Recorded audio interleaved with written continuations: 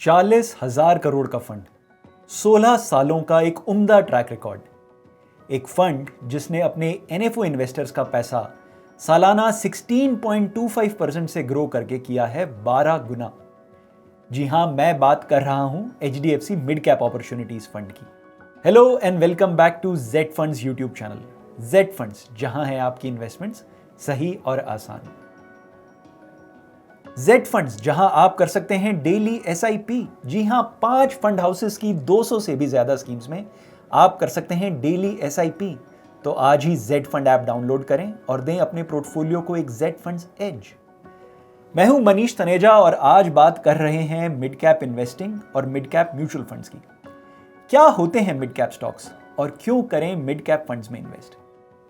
क्या है HDFC mid cap opportunities fund? कैसे कर रहा है HDFC mid cap opportunities fund ऐसे उम्दा रिटर्न्स जनरेट? क्या आने वाले समय में भी देगा HDFC mid cap opportunities fund ऐसे ही बढ़िया रिटर्न्स?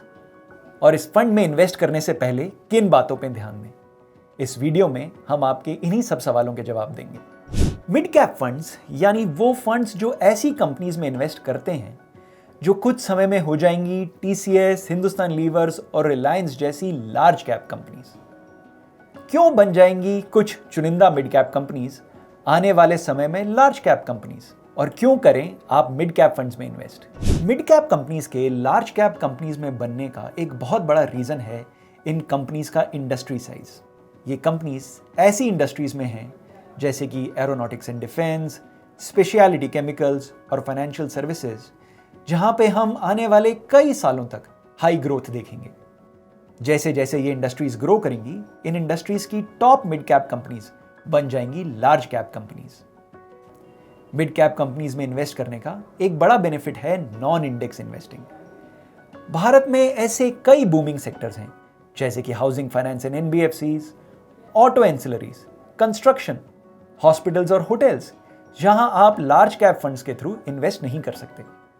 इन तेजी से बढ़ रहे सेक्टर्स में इन्वेस्ट करने का सबसे अच्छा तरीका है मिड कैप म्यूचुअल फंड्स। चिराग सेतलवा द्वारा मैनेज किया जा रहा एचडीएफसी मिड कैप अपॉर्चुनिटीज है भारत के सबसे बड़े मिड कैप फंड्स में से एक।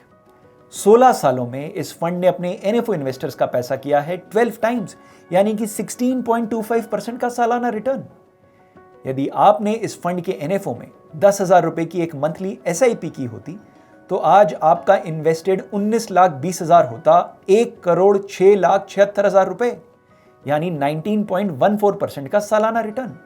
कैसे किया है फंड मैनेजर्स ने ये रिटर्न जनरेट, और क्या आने वाले समय में भी वो ये रिटर्न जनरेट कर पाएंगे? अगर आप इन्वेस्टमेंट से रिलेटेड इंफॉर्मेशन चाहते हैं जो है सही और आसान, तो हमारे इस वीडियो को लाइक करें और आज ही हमारे चैनल को सब्सक्राइब करें।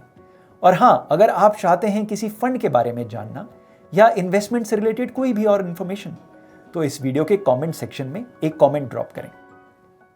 बात कर रहे हैं HDFC mid cap opportunities fund की। ये fund bottom up stock selection process follow करता है। Fund managers HDFC mutual fund के खास स्टॉक सिलेक्शन मॉडल के थ्रू 350 से भी ज्यादा स्टॉक्स को एनालाइज करते हैं। इस मॉडल में 3 फैक्टर्स पे ध्यान दिया जाता है। ये फैक्टर्स हैं क्वालिटी ऑफ बिजनेस, कंपनी का ग्रोथ रेट और कंपनी की एग्जिस्टिंग शेयर प्राइस। तीनों फैक्टर्स में खरे उतरने वाला स्टॉक इस फंड के पोर्टफोलियो में ऐड किया जाता है। इस प्रोसेस को फॉलो करते हुए फंड मैनेजर्स ने फाइनेंस, ऑटो कंपोनेंट्स और डिफेंस जैसे तेजी से ग्रो कर रहे सेक्टर्स की लीडिंग कंपनीज जैसे कि Cholamandalam investments and finance, Sundaram fasteners, Bharat electronics limited और health care and hotel industry की टॉप कंपनीज जैसे कि मैक्स हेल्थ केयर और इंडियन होटल कंपनी जैसे बिजनेसेस में इन्वेस्ट किया है। इस फंड के तकरीबन 9 लाख इन्वेस्टर्स हैं और इसकी मंथली एसआईपी बुक है लगभग 250 करोड़, यानी कि मार्केट के उतार चढ़ाव से इंडिफरेंट इस फंड में हर महीने 250 करोड़ रुपए का इनफ्लो है। 40,000 करोड़ के इस फंड में कैसे कर रहे हैं फंड मैनेजर्स स्टॉक सिलेक्शंस की मिस्टेक्स को अवॉइड? फंड मैनेजर्स 70 स्टॉक्स का एक बहुत ही डाइवर्सिफाइड पोर्टफोलियो मैनेज कर रहे हैं, यानी कि 1 या 2 स्टॉक्स के प्राइस मूवमेंट से फंड के एनएवी पे बहुत ज्यादा असर नहीं पड़ता है। फंड एक बहुत ही लो टर्नओवर रेशियो पे काम करता है, यानी कि इस फंड में कोई भी स्टॉक इजीली ऐड नहीं किया जाता और ना ही उस स्टॉक को फिर जल्दी बेचा जाता है। क्या आने वाले समय में भी HDFC mid cap opportunities fund उम्दा रिटर्न्स दे पाएगा? यदि हम फंड के पोर्टफोलियो को एनालाइज करें तो हम पाएंगे कि पोर्टफोलियो में लार्ज कैप स्टॉक्स केवल 10% है। इस फंड में लार्ज कैप स्टॉक्स का एलोकेशन हमेशा से कम रहा है। ये फंड अपनी कैटेगरी के अनुरूप हाई ग्रोथ वाले मिड कैप स्टॉक्स में ही इन्वेस्ट करता है। Unlike other funds in this category, low large cap allocation इस फंड की एक खासियत है। इस फंड में इन्वेस्ट करने से पहले ध्यान दें, HDFC mid cap opportunities fund एक इक्विटी फंड है, यानी बाजार के उतार चढ़ाव का इस फंड पे सीधा असर पड़ता है। ये फंड मिड कैप जैसे वॉलेटाइल स्टॉक्स में इन्वेस्ट करता है और फंड मैनेजर इस फंड में बहुत ज़्यादा कैश बैलेंस नहीं मेंटेन करते, यानी कि ये फंड लार्ज कैप और बैलेंस्ड एडवांटेज फंड्स के मुकाबले ज़्यादा वॉलेटाइल है। जैसा कि आप इस स्कीम के रिस्कोमीटर में देख सकते हैं, ये scheme very high risk category की स्कीम है। ये फंड उन्हीं इन्वेस्टर्स के लिए है जिनका इन्वेस्टमेंट होराइजन 4 से 5 साल या उससे अधिक है। क्या HDFC mid cap opportunities fund है आपके लिए सही? कितना एलोकेशन हो आपके पोर्टफोलियो में इस फंड का? जानने के लिए आज ही अपने जेड फंड एक्सपर्ट से बात करें या हमें व्हाट्सएप पे कांटेक्ट करें।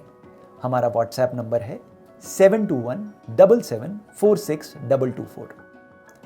Thank you for watching Z funds.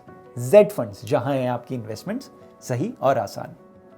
Mutual fund investments are subject to market risks. Read all scheme related documents carefully.